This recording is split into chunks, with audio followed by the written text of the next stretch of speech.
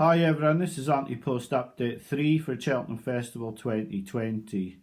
I've made these videos now for the past two festivals, 2018 and 2019, hoping to get more subscribers and people watching the videos. I'm a normal guy who pants in the winter, bets on the National Hunt Racing and try my very hardest to win. So in 2019 I put away a bank of £400. It's a bit mythical, my stakes were different to that, but I put a bank of £400 on these videos and placed 7 bets for the Cheltenham Festival, which returned £1,270, which is an £870 profit. Out of the 7 bets, there was 1 non-runner, 3 winners, Classical Dream 5-1, Top of the Game 5-1 and Chittabel at 16-1, 1 second placed horse in Kilfillan Cross at 16-1, that was an each way bet. A faller in Ballyward, a fatal fall, and Sonoria, who blew out badly in Mayor's Novice. The season before I put a £400 bank off and the returns on that were 567. Most of the money was in place money coming back, but I also backed Tiger Roll to win the cross country at 7-1 in those 7 bets. So I've tried my very hardest to make money and put off shrewd, decent bets and try and just show people that I could do it. Now my mates ask me to do these when they're texting all the time, what you betting, why haven't you told us about that horse you backed at 10-1 and now it's 4-1. So putting them on videos, they can't say I haven't put them up. If they haven't watched, that's their fault. So we're trying to make a profit, trying to get people involved, and lots of bookmakers offer you things like £5 free bets here and there.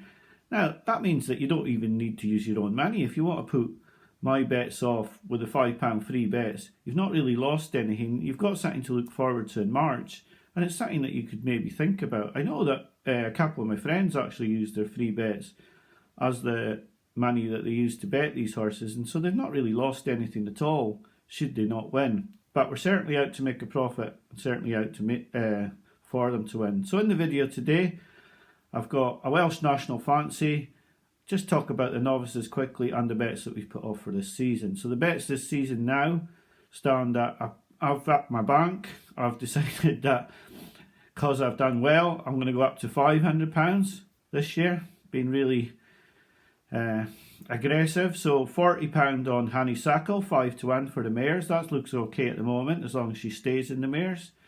£60 in Lost in Translation for the Gold Cup. He'll be out in the King George in a week or so. That was at 9-2. And £40 on Dolcita at 8-1 for the Mayor's Novice. Mentioned a couple of horses as well. We haven't put them off, so we can't take credit for them. They were Defi de Sot 10s for the Champion Chase and 25-1 Cour Sublime for the Champion Hurdle. And on Thursday talked about Chantry House. He was an exciting novice that I was excited to see. His debut was good and just good. He won. It was a slowly run race. It was hard to assess what he did, what he beat. We'll wait for his next performance and see if we'll judge him on that. People ask about why I haven't put novice bets off. If you look at the results from last season, you would have been hard pushed to find any of the novice winners of the chases or hurdles. The two that were the lowest prices were Defi de Sot at 10s and Top of the Game at 12s for the RSA at this time last year. You should always keep a note of the markets and how they're moving. You'd have never found the other 4 winners, but even the 2 winners that were findable, they weren't favourites by any stretch of the imagination at this time last year.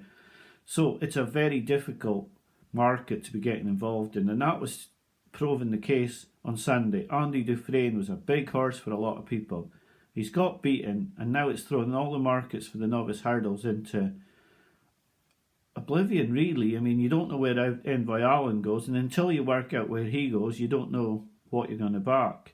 It's similar in the novice chasers. You don't know where Sam Crow will go. Now, everyone thinks he'll go 2 mile 4, but he could go 3 miles. Now, that affects the prices in the races a lot. Like, Champ is not a 3-1 shot if he runs against Sam Crow. And Lorena, is Lorena going to go to 2-4 or 2 miles? And that's just too volatile a market. I want to know that my horse is very likely to go for the race and that the price is a value price even against the top opposition it could face. So anyway, that's the reasons that like betting in the novice chases and the novice hurdles is very difficult. And I mean, a final point on this is that like I fancied Classical Dream for the Supreme last season and put him up as a bet when he was confirmed as a runner.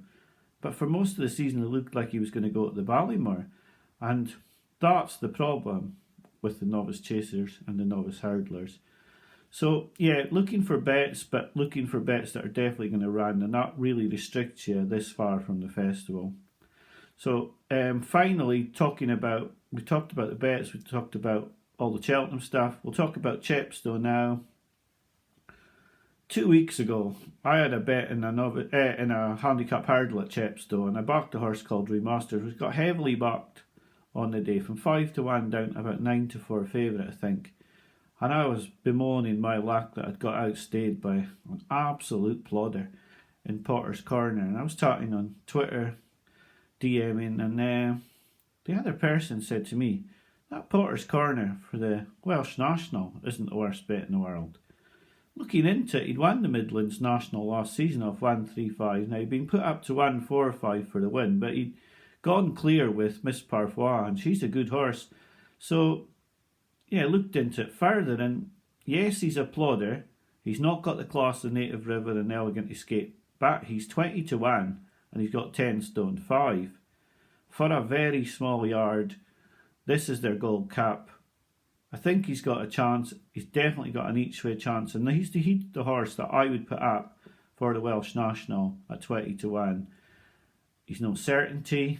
He's not a big bet, but he's the horse that I think he'll give you a run for your money, and he'll be staying on when a lot of horses have had absolutely enough of it, because this is going to be very testing ground. He stayed on better than Remastered in the hurdle race. He jumps well enough, and he'll be staying on when the other horses are just throwing the towel in.